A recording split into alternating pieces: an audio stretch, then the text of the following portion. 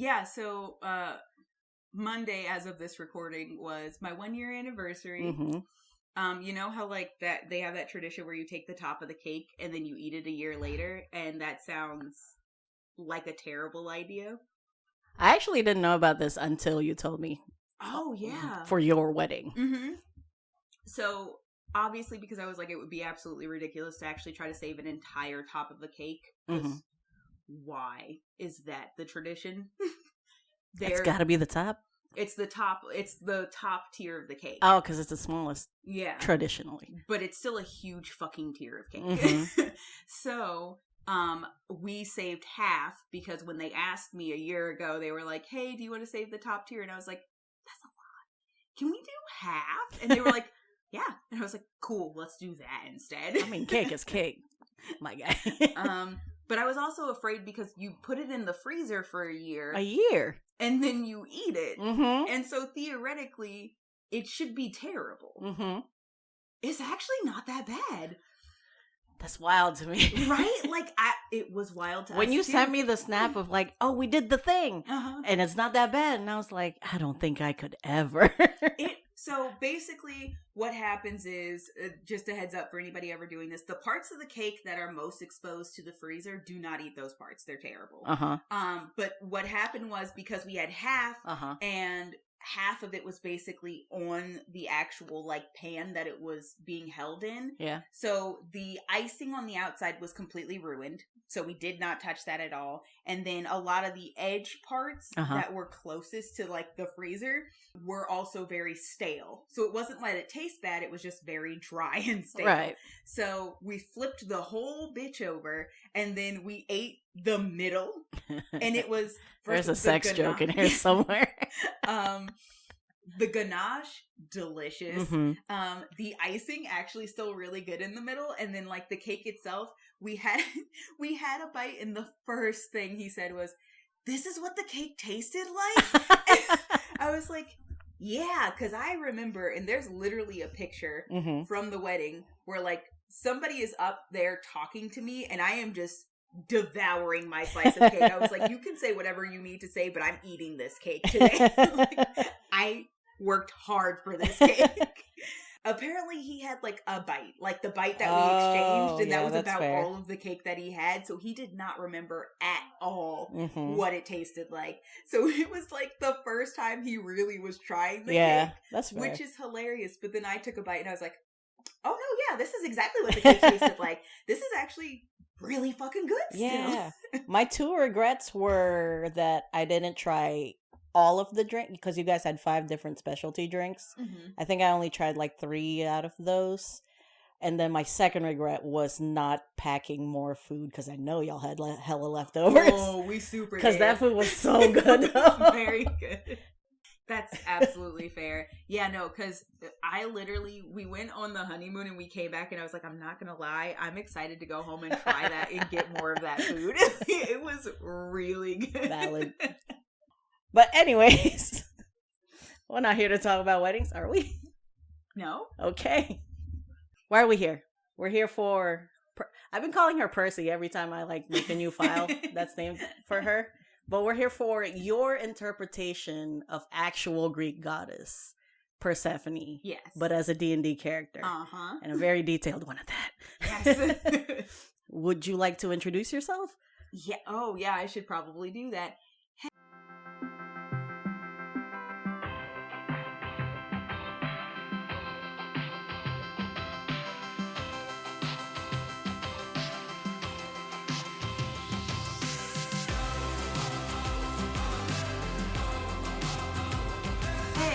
I am your rattled rogue, or oh, I wonder where that's coming from. Sorry, I've actually started a list. I'm your dicey druid child. So I think we mentioned this like last week. We are literally on the cusp of our big trip. I am rattled because I'm stressed to shit. Oh. Same. That's fair. I thought you were rattled about this drawing. I was like, oh no, I'm rattled about this drawing. I'm excited and confused as hell about this. Me too.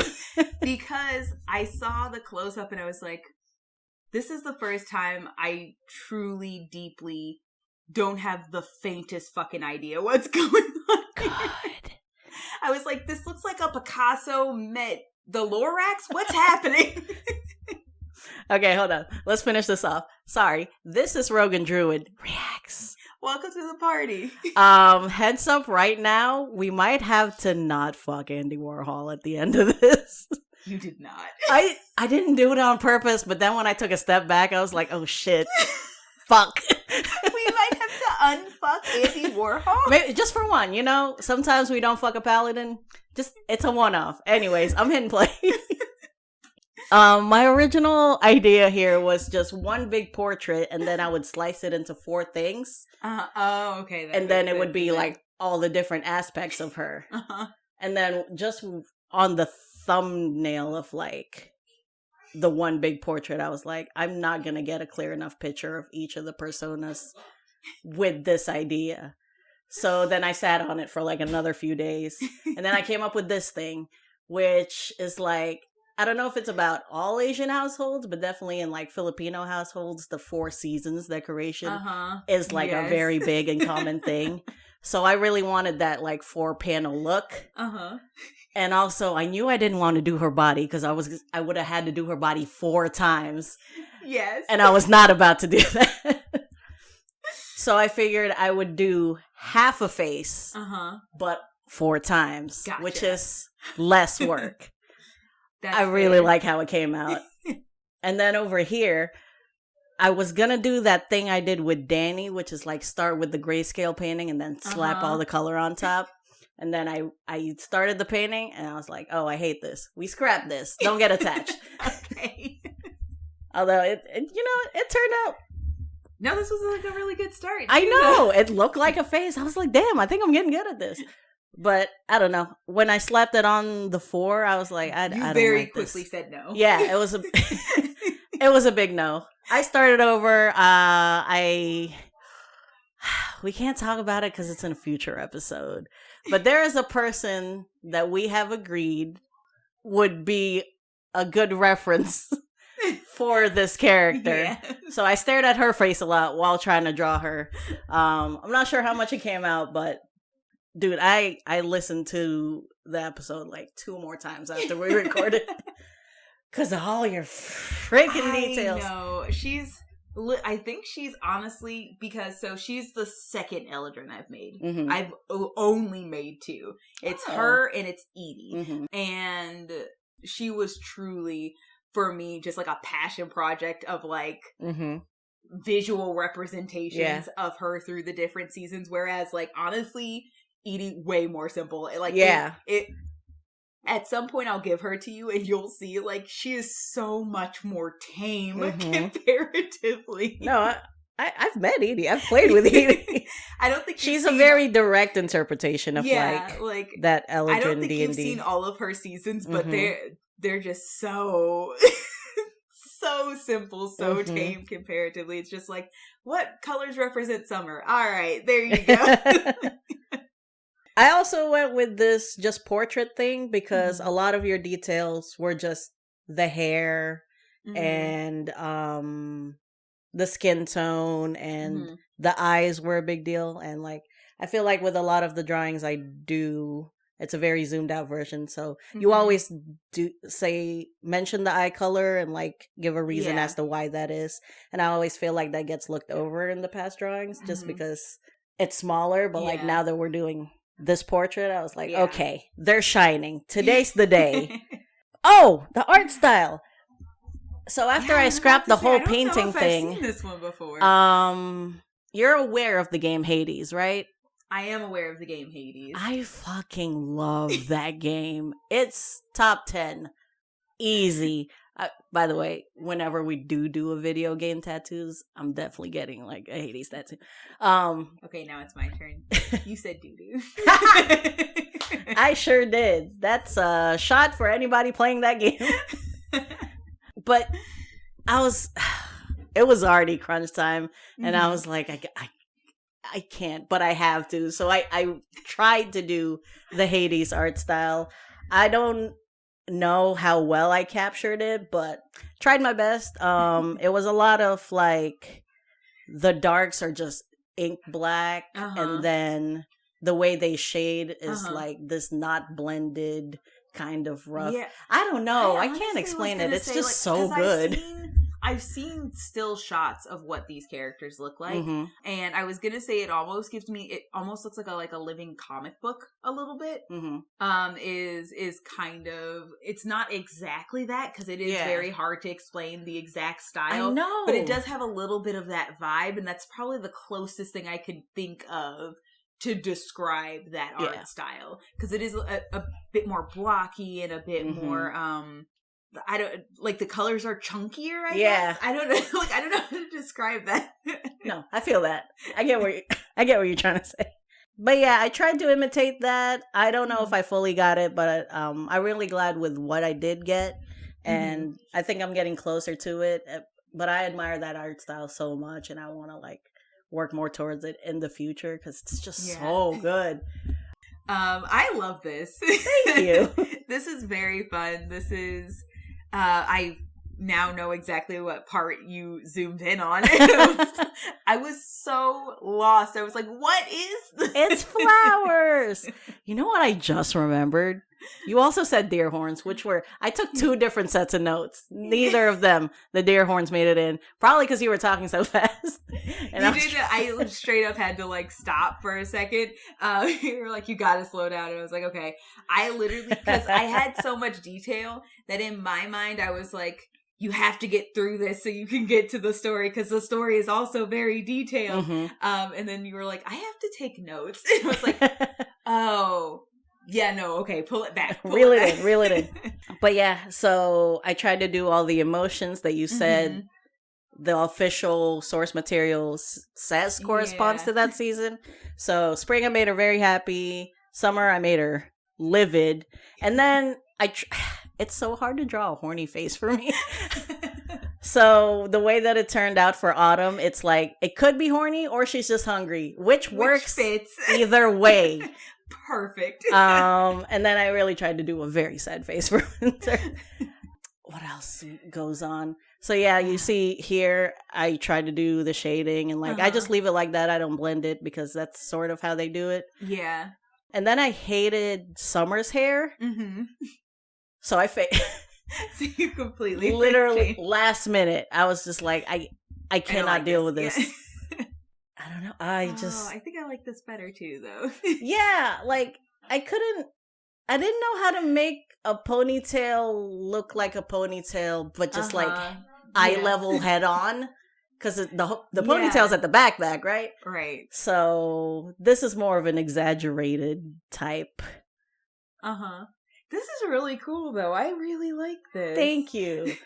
I'm so upset it's going so fast. We'll talk a lot more about it. I just feel like I haven't let you react yet.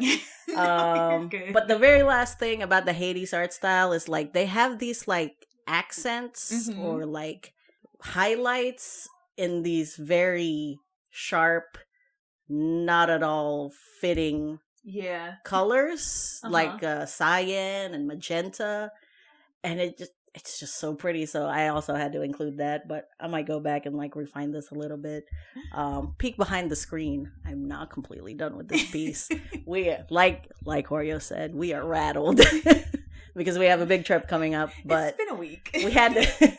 We're definitely knocking this out. So we are not stressing at the beach or wherever it is we're going. That one town in that one place. Yes. With the donuts. But okay.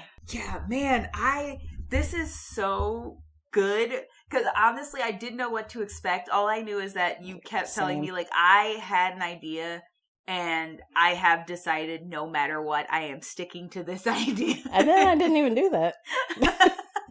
That's hilarious. You were like, I'm set on this thing and I am doing this thing. That's just life, baby. But I do, man, this is so good.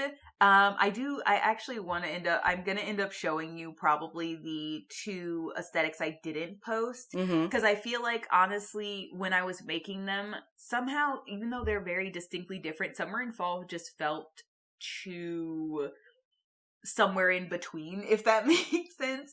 Like, I feel like, as far as Eladrin goes, spring and winter are so starkly different from each other. Which ironically is not how it is in the actual seasons, considering the fact that like they're next to each other. Next to each other. Yeah. So it would really be summer and winter, but as far as Eladrin grow, it's solidly spring and winter that are that starkly opposed to each other. Yeah. So the 2, I just felt like her personality was so much better shown just by those 2, because they were they were the first seasons that I came up with for her, so they were very set, clear, obvious aesthetics for me, and they were also very set, clear, obvious sides to her, and then everything else was just me like, I gotta fill in this space in between because there's space in between, and then like I was actually pretty happy with summer, and I was not happy with autumn. And I think, like, if I just kept looking at it, and I was like, I don't know if I got this right. You should have put more horny in it. I probably should have.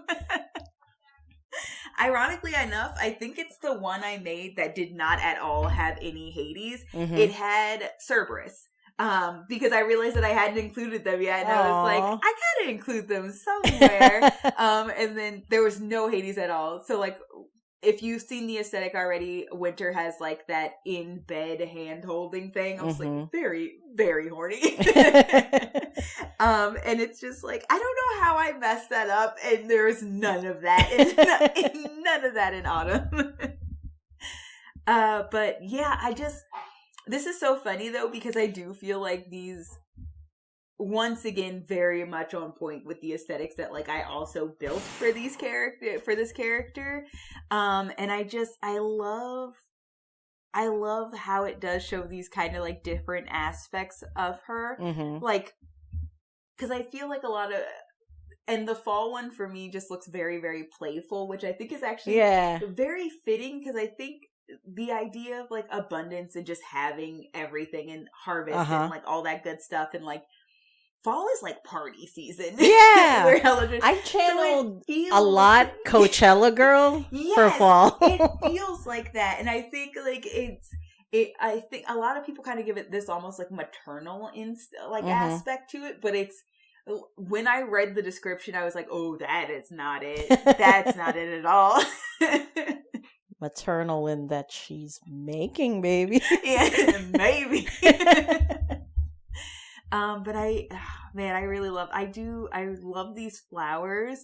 There's something, they are as playful as I would want the flowers to be. Oh, thank you. That red one up top is actually the palm blossom from the game, or I tried. Oh, that's cool. I don't know if you'd like the mechanics so much, but like, you should watch someone play. Yeah, I was gonna say, I don't think it's my type of game. The story is there, the music, the voice acting, literally everything else you would love, but like, the roguelike aspect of it. Yeah. No, it's definitely not my type of game to play, but I would love to, because I've heard a little bit about the story, and I'm like, oh, I would love to play. I like watch this be played. And everyone's so hot. I would love to see this story. I have also seen some of the people, and I'm like, this was unnecessary. It's an honest invitation to simp on some fucking guns. Here you go. Drool. They knew. They did that for us. I do also want to touch on, like, because you also mentioned, like, you really were excited to do these, like, close-up faces because your faces sometimes get lost in some of the artwork. I will also say, I thought, because of the art style you chose for Remy as well, it did a really good job of also, like, showing off those aspects of her face, especially because, like, those anime eyes are so big. Had to do it. But yeah, I love this so much. And I love, like, one of my favorite things about like the difference between summer and spring is I usually end up making them look kind of similar, just because they're so close to each other, and it's just like a more extreme version. Like summer is just always a more extreme version of whatever, right? So like I have like the eye color is very similar, just a little bit different. The skin tone is similar, but like a little bit more intense. The hair color is just the most intense color she has. Fire. Very much that.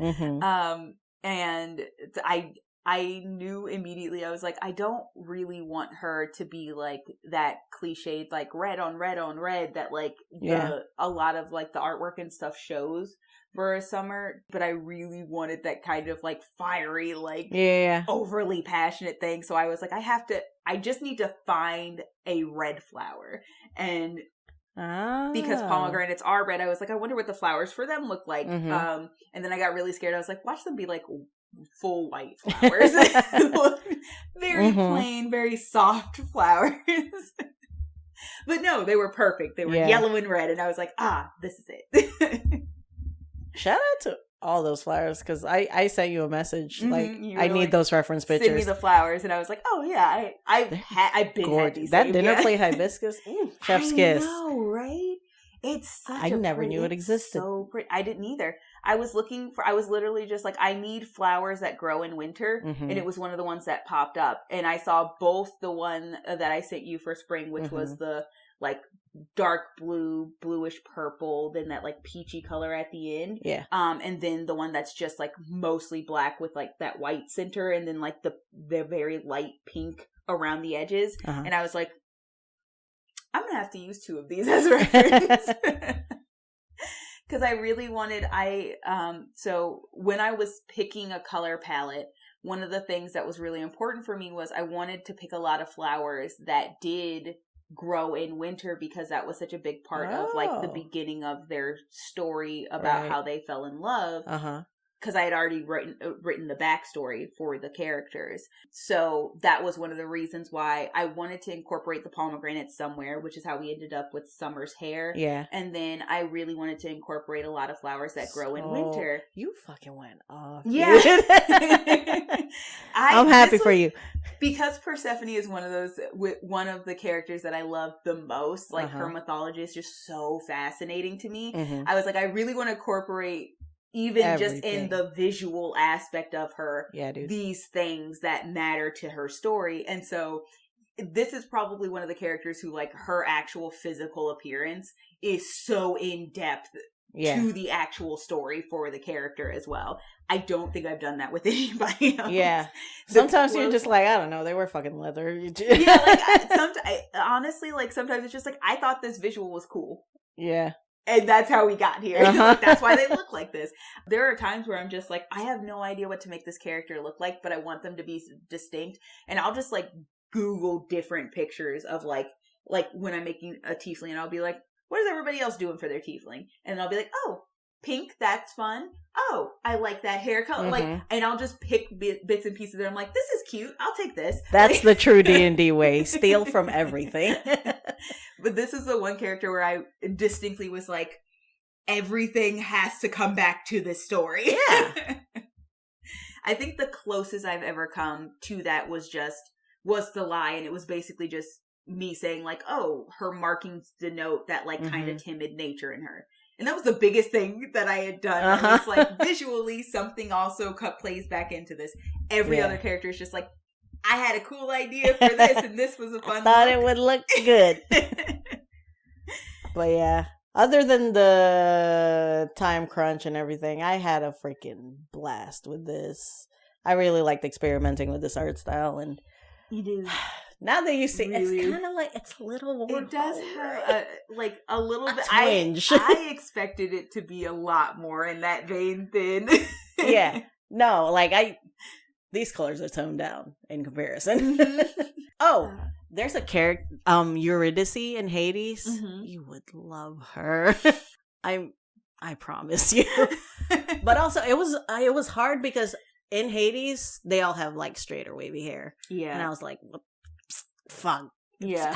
She said half of these personas have curls or loose curls. And I was like, I have no reference for this. So I kind of winged it. But also Eurydice, being a nymph, she kind of has this like tree hair. And clearly she is black. Yeah. In the game. So that's kind of like what I based Spring's hair off of. So like, but I was worried. I was like, is this offensive? Because I am not a black person. And I'm like, I don't know where the line is on like natural hair drawing etiquette. So hopefully I'm doing this okay.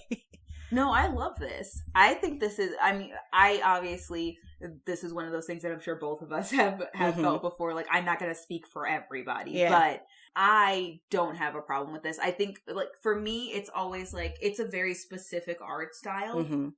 And so, yeah, natural hair is going to be drawn differently depending on what kind of art style you're in. Yeah. I've seen this before and had no problems with it before. Like, the way it's drawn, where it's not, like, very, very defined curls, but you get the idea of what this is supposed to be.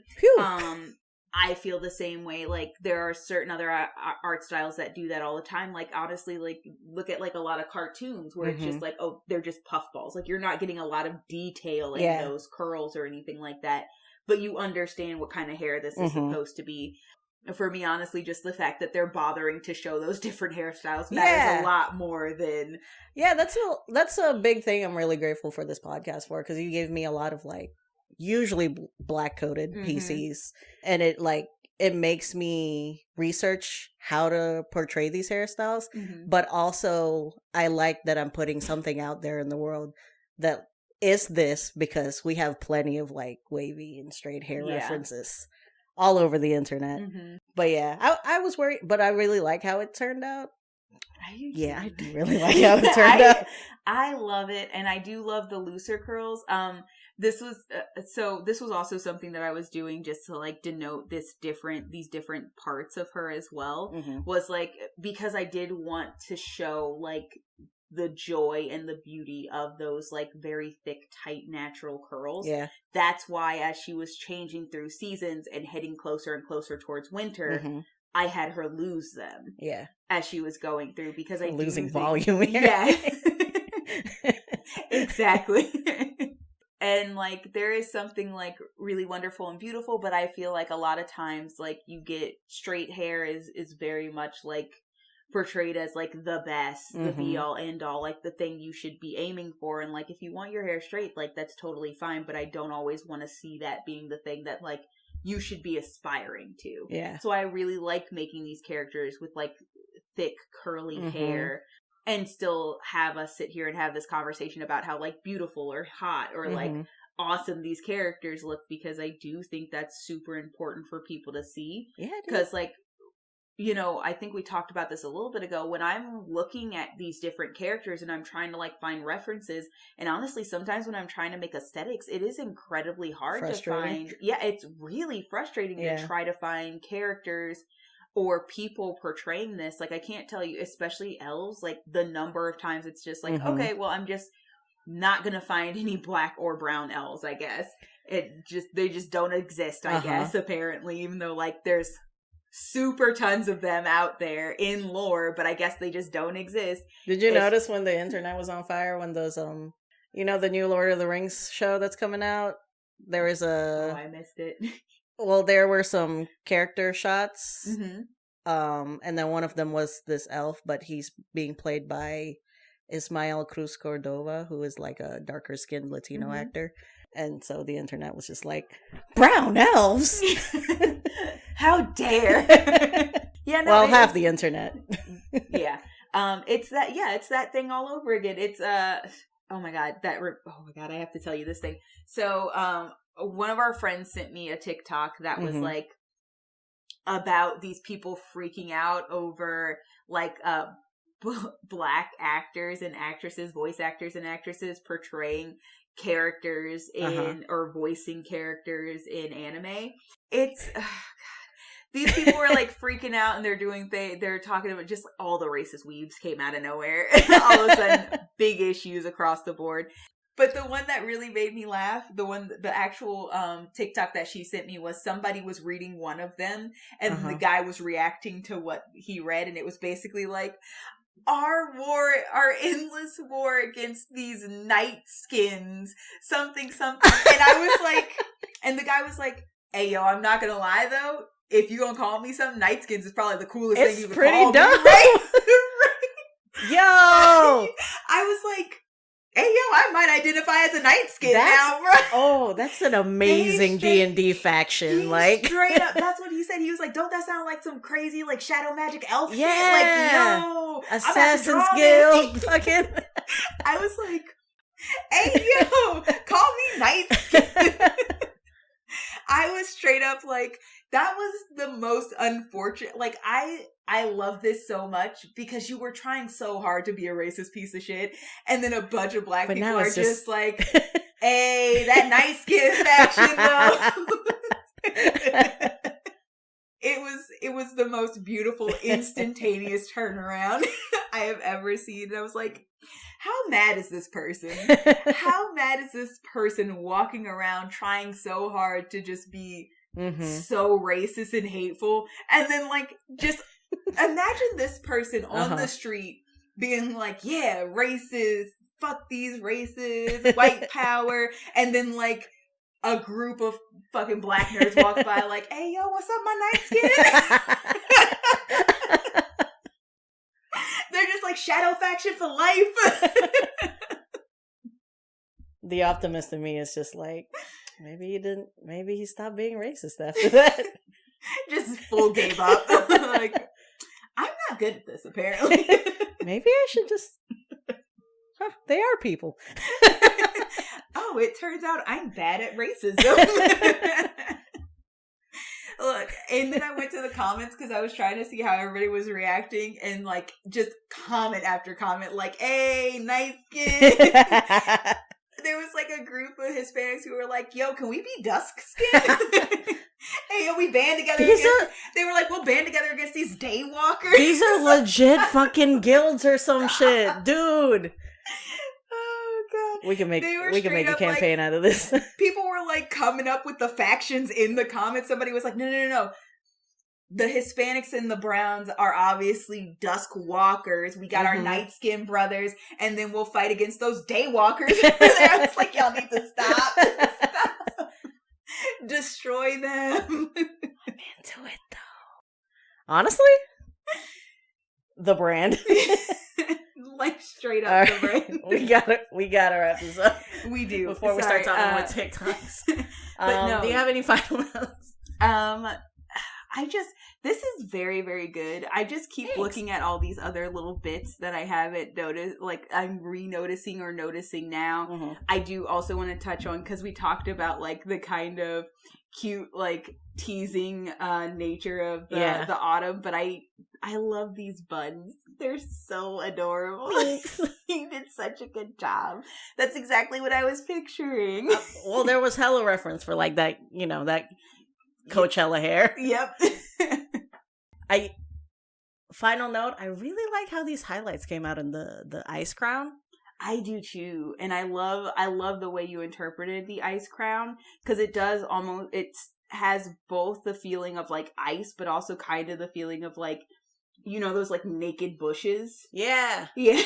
In the middle of winter. Naked bushes. A bisexual woman. I'm very familiar with naked bushes. I do also want to touch on the fact that I love the fact that you have her ears like drooping in the. Thank you. I'm so glad you know. Very cute. Ears are just a sign of happiness, right? Ear perkiness, like dogs. I mean, I feel like I offended a bunch of elves just now. Okay, but like seriously.